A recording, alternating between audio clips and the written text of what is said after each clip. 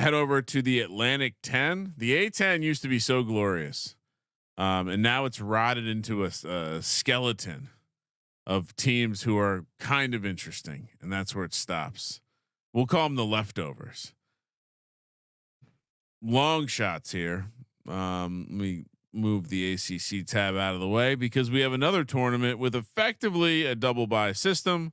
Top 4 seeds square into the quarterfinals. Everyone else plays a game or two to progress that far. Rhode Island, the 11 seed, 500-1. George Washington to the 15 seed, along with St. Louis, the Billikens, the 14 seed, 400-1. Again, just a good luck charm.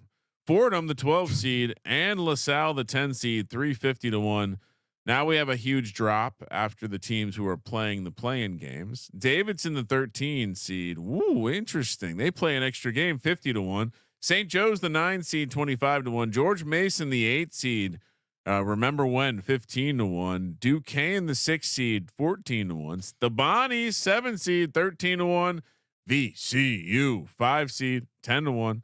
UMass, the 4 seed, 7-1. Loyola Chicago. I was going to make a Sister Jean joke, but I suppressed it. The world will have to hear it later. 2 seed, plus 550.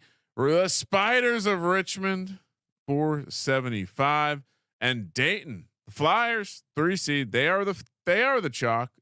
Colby, a 3 seed chalk at plus 150. What are we doing? Man, I'm definitely not taking Dayton because I think Dayton's side of things is much tougher. Yeah, like St. Louis, I get it. They're horrible, but they're still super talented. Like Travis Ford recruits on a very good level. They have multiple guys that can score. Duquesne's been super hot of late.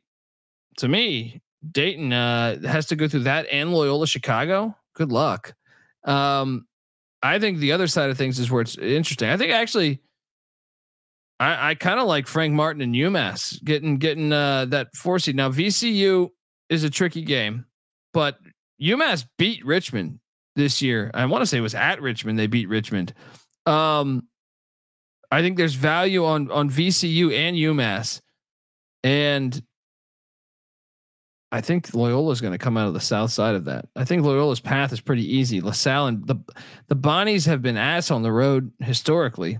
So I know this is not a true road game, but still the Bonnies away from home, they just don't play that good. So I like Loyola's chances on the south side of the bracket. And I think it's either UMass or VCU on the north side of the bracket, because Mason just whooped up on Richmond. What happens if Mason and Richmond go at it again? You know what? Give me a flyer on UMass. Give me a flyer on Loyola Chicago. That's what I was gonna do, because I'm with you. I think the Sister Jean team, they're rambling again. Loyola getting and they're already in the quarterfinals. Like, don't underestimate what a huge not having to play an extra game. No, I know it's easy to get caught up. I mean, I like VCU, but then I mean, just simple game theory here. VCU has to play another game just to get to UMass.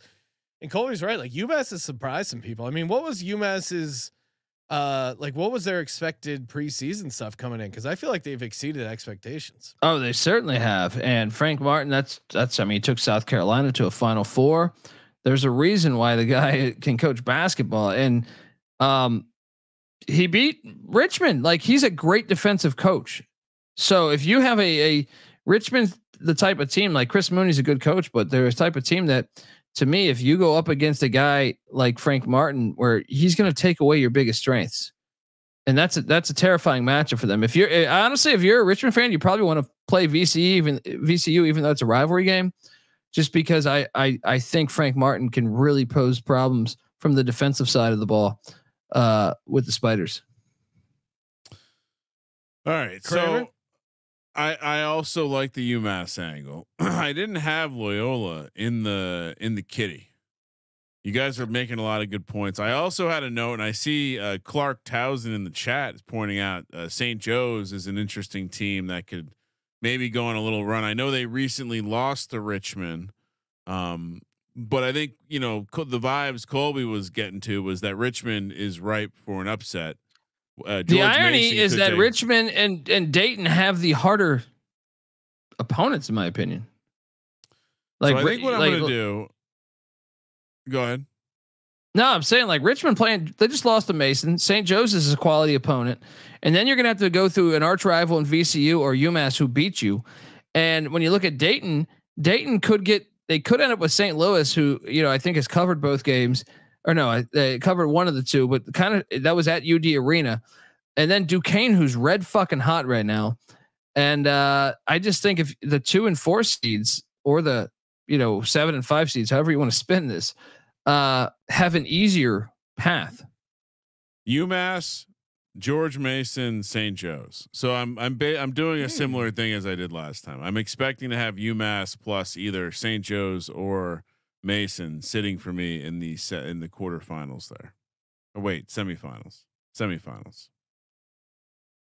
That's how I'm going to corner this market, Sean. Yep, Loyola and UMass for me and Colby. Couple sharps crossing swords.